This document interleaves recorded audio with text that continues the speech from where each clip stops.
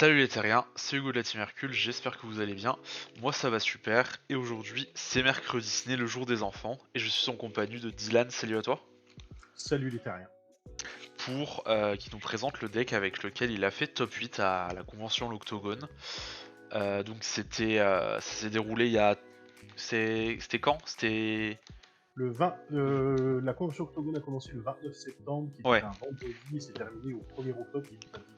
Et le voilà. tournoi a eu lieu le samedi 30.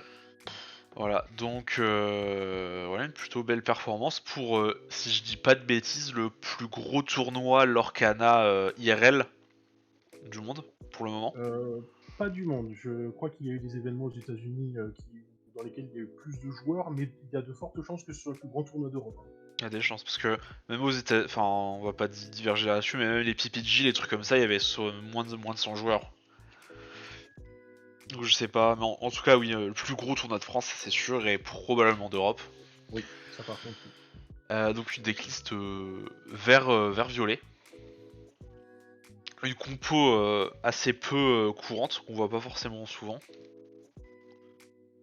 Peut-être tu peux nous parler un peu de pourquoi ce choix. Alors, à la base, ce choix a été fait surtout par la contrainte, car je devais jouer dans un premier temps le deck Émeraude Ambre, qui était un deck aggro dont le but en fait était de maximiser l'or surtout et surtout d'abuser du combo de Lilo avec Simba. Et puis finalement, ben, après avoir playtest pas mal, je me suis rendu compte que le deck en fait était trop dépendant sur la chance, hein, c'est le deck du loterie en lui-même, et qu'il me fallait un deck avec un petit peu plus de réponses sur des sorties adverses, et aussi un deck qui me permettait quand même de garder une agression assez constante pour faire tomber, au moment où j'ai commencé à réfléchir le deck ayant le plus d'influence, qui était rouge-violet, hein, bien que finalement ça n'a pas été le cas au tournoi, d'où mon choix. Et finalement, avec un petit peu de chance, j'ai réussi à rencontrer le moins de fois possible mon pire match-up, qui est jaune acier, qui était le deck le plus représenté de l'événement. Jonassi qui est probablement le deck le plus constant Oui, du, du le plus chapitre 1. constant et le plus polyvalent aussi. C'est le deck qui a le plus de réponses à toutes les sorties existantes.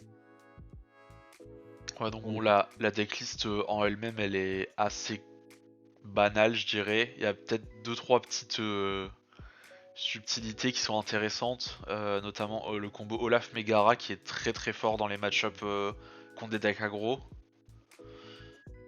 Alors, Euh, si je me permets de reprendre, la decklist en particulier, elle a pour but d'être assez flexible sur les premiers tours et a plus d'importance en fait sur un BO3 que sur un BO1 bien sûr. Souvent la première manche, le plus important ce sera bel et bien d'analyser ce que votre adversaire va jouer. Bon, en général quand on connaît les deux couleurs ça suffit. Cependant, il faut essayer d'être capable au cours des manches de savoir si on va être le joueur qui va créer, on va dire, les plays, ou le joueur qui va y réagir. Par exemple, le combo Olaf Megara va être très fort quand on sait qu'on va être un joueur réactif plutôt qu'être un joueur proactif. D'où l'intérêt. Donc ce deck, c'est un petit peu une toolbox, hein, qui nous permet de vérifier au mulligan quelle va être notre tâche. On n'est ni excellent en aggro, ni bon en contrôle, mais on est capable de s'adapter, on va dire, en fonction des plans de jeu. Et honnêtement, je pense que c'est l'une des decklists qui sait le mieux s'adapter parmi les armes que peuvent proposer les cartes violettes et les cartes vertes. avec une top curve à 6 mana avec deux gros tempo, tempo play, avec d'un côté le génie qui permet de remonter les gros tours en main, et d'un autre côté le John Silver qui va permettre d'empêcher l'adversaire de gagner du lore et de potentiellement finir la game. En général, les cartes à gestion donc, qui sont Génie et Mother No Best, on va surtout les jouer pour limiter le plus possible la sortie adverse. Par exemple, je vais dire quelque chose de bête, mais on ne va pas utiliser un génie sur une maléfique en rouge-violet, on va plutôt utiliser un génie sur un Mickey, par exemple, étant donné que Mickey n'a pas d'effet à l'invocation. Et le but, c'est vraiment de s'imposer en fait notre propre rythme de jeu à l'adversaire, tout simplement. John Silver fait la même tâche. Au niveau du plan de jeu, Bon, on reste sur un deck qui a vocation à jouer très curvé. Oui, en On effet. a évidemment Pascal MVP, qui est une incroyable carte, à part contre acier. Qui pour le coup contre acier est pas terrible. Flynn pareil d'ailleurs. Putain, on se demande c'est quoi le counter du deck. Tididi. Je, je pense sincèrement que les deux meilleures cartes du deck qui m'ont fait gagner, on va dire, vraiment 80% de mes games, ce sont Flynn et Cusco, tout simplement. Parce que Ouais, ce sont des cartes en fait qui produisent beaucoup de lore par rapport à leur coût et qui forcent l'adversaire en fait à prendre des décisions qui ne leur sont pas forcément favorables. Et en général, c'est le genre de deck qui pousse des dilemmes, on va dire, un peu forcés. Et si votre adversaire ne prend pas la bonne décision au bon timing, c'est littéralement une free win. Je pense que ce deck, c'est un efficace noob stomper actuellement. et souvent c'est les décisions, c'est la peste ou le choléra. Oui, oui, donc en plus, choisir le moins pire, en général, ça reste quand même une mauvaise décision. Aussi dans le gameplay, chose très importante, la draw est très précieuse. On a peu de cartes de draw et on a une curve assez haute pour un deck mid-aggro, on va dire. Donc toujours privilégier Maléfique sur le T3, que ce soit au mulligan ou dans le gameplay. En effet. Les meilleures pièces à Mulligan, en général, lorsqu'on ne sait pas hein, ce qu'on va affronter techniquement, ce sont Pascal, ce sont Flynn et ce sont et Maléfique potentiellement. Par contre, quand on a plus de connaissances sur le match-up, c'est là que vous pouvez réfléchir si vous souhaitez garder Olaf et Megara en combo. Souvent, si vous avez Megara mais que vous n'avez pas Olaf, évitez de garder Megara parce que c'est trop risqué. En revanche, quoi qu'il arrive, Olaf est toujours une bonne carte à garder pour la cœur côté notamment. Et il va falloir aussi faire attention avec une carte telle que Rafiki, parce que je suis d'accord que Rafiki est une excellente carte hein, en soi, mais du fait qu'elle n'est pas ancrable et qu'il faut avoir vite son encre pour arriver au tour 6 en encre, hein, en général, après le tour 6, on encre plus de cartes. Si on a une encre de retard dans la partie, en général, c'est game over. Et ça m'est arrivé d'avoir une sortie avec, dans ma main de départ, deux Mother Loves, c'est-à-dire on n'est que moi et deux Rafiki. Et en général, quand on a des mains comme ça sert à rien de jouer la partie parce que c'est limite à perdre. On a aussi deux petits x1 dans le deck avec un Peter Pan et un Amber Lificotage. Oui, alors l'explication pour le emberlificotage, elle est très simple. C'est parce que je voulais avoir une autre carte de bounce back que Mother Novest qui soit en lot avec un petit coup en mana et qui soit ancrable. Donc du coup, c'est ce qui me permet d'éviter de jouer 4 Mother Novest notamment. Et surtout que emberlificotage, c'est une carte qui fonctionne très bien contre le jaune acier.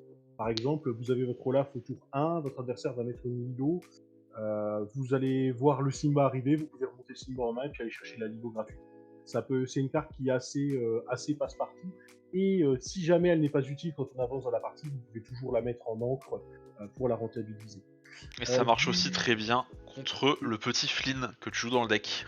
Oui, en effet. En effet, je sais qu'un Amber Flicotage sur Flynn en général, ça veut dire game over, tout simplement. Et j'ai affronté deux rouges-violets et la seule manche que j'ai perdue contre rouge-violet, c'est parce que je me suis pris Amber Flicotage sur Flynn. Ouais. Voilà. Parce que au moment que au T2 vous mettez votre Flynn et vous prenez Amber Lificotage, l'arrivée par exemple d'un Aladdin T3, ça va totalement shutdown. Aussi simplement que ça. Donc d'où l'intérêt de faire attention quand on pose ces créatures. Et le Peter Pan qui est, je pense, principalement une machine à chanter. Alors l'histoire du Peter Pan, elle est assez drôle. C'est que au début j'en jouais deux, et en fait je jouais deux Peter Pan et un Rafiki en tech. Et comme au dernier moment j'ai compris que Jounassier allait être une alternative, on va dire très forte à Rouge Violet et que mon match-up est très négatif, il me fallait un Rafiki pour aller chercher le Simba dans les versions aggro de Jounassier, tout simplement. Et que surtout que Peter Pan, ça a beau être une insaisissable, bah, le fait qu'elle ait que un de l'or, c'est pas quelque chose en fait qui rend la carte si formidable que ça, et puis qui est fragile aux AOE et aux sorts d'acier. Exactement, et après, bon. Bien Ça reste, évidemment, le Hans ouais, ça reste des x4. cartes assez classiques. Hein. 4 Cusco, hein, Cusco qui porte 90% à 90% le deck. Hein, en général, un Cusco, on est très bien. Deux Cusco, on est encore mieux. Trois Cusco, on a gagné.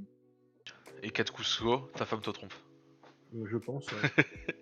Je pense surtout surtout dans un match où mon deuxième rouge-violet que j'ai affronté, j'ai pioché 3 Cusco d'affilée au top deck, et que les 3 Cusco se sont pris d'affilée, soyez prêts. Mais bon, ça c'est une autre histoire. Ok. Bon bah voilà, après la Tink, trop fort. En fait, juste trop fort, Tink. Pour moi, c'est la meilleure insaisissable du jeu actuellement. Une carte qui fait 2 de l'or pour 4 de mana, qui a les mêmes stats de Pongo, mais qui a l'effet qui peut rendre insaisissable une carte en face, qui peut être garde du corps pour faire en sorte qu'on puisse aller chercher une autre carte. Ouais. Je trouve le combo formidable. Et en plus, ce qui est le plus surprenant, c'est que c'est une commune. J'ai eu beaucoup de décisions où je devais choisir entre Hans et Tinkerbell, et souvent c'est Tinkerbell qui était. Bah, Hans, t'es content de le top deck en fin de game parce qu'il te fait 3 de l'or d'un coup. Oui. Mais T4, tu joues Tink tous les jours. En T4, je sais qu'au Mulligan, par exemple, vous garderez toujours Tink et jamais Hans. Ouais.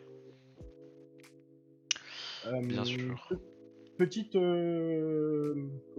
mention honorable quand même à Jasper, qui m'a apporté un nombre aussi incalculable de parties à limiter notamment les decks aggro. Donc vous avez un deck aggro, mais vous avez Jasper qui contre littéralement tous les decks aggro à côté. Donc ce qui fait quand même que le deck, à part contre Jonassier, est un deck qui peut affronter toutes les menaces possibles. Jasper, qu'est-ce qu'il est chiant. Tu me diras comme à peu près toutes les cartes vertes, mais Jasper un peu plus. Et puis surtout que Jasper sur une Megara, ça fait quand même un body 4-4. Ça fait un body 4-4. Et puis 4 PV, bah c'est chiant à les chercher.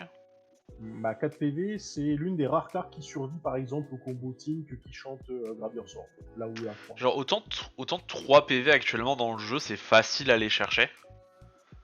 Autant 4, c'est beaucoup plus chiant. Et souvent le petit PV, c'est la différence entre se faire trade et pas se faire trade. Actuellement, dans l'Orcana, il n'y a aucune carte jouée à 3 de mana qui a 4 d'attaque. Non. Il y a le Zeus en violet qui est un petit peu joué. Mais qui a un T4. Mais qui a un T4, mais qui a rush. Donc ça compense un peu le mana en plus. Et en fait, de base, des T3 qui ont 4 de power, il n'y en a pas beaucoup de base. Il y a son compère, Horace, qui cherche toujours les chiens actuellement. Ouais, il y a Horace, mais il y a quoi d'autre? Ouais, peut-être une 4-3 Vanilla qui traîne, mais... Oui, il doit y en avoir une autre. Mais oui, ça reste la Vanilla, c'est pas très intéressant. Par contre, on a notre bon ami Gaston, qui est une 4-2. C'est vrai que le garçon est un mal alpha. Hein, mal alpha, très puissant. Qui a bien fait sa place dans les decks rouges jurés. Voilà, donc pour résumer, un deck aggro ou contrôle, suivant les situations, mais qui a surtout la grosse force de vert, c'est-à-dire avoir des cartes avec une quantité de l'or absolument stupide par rapport au coût de la carte.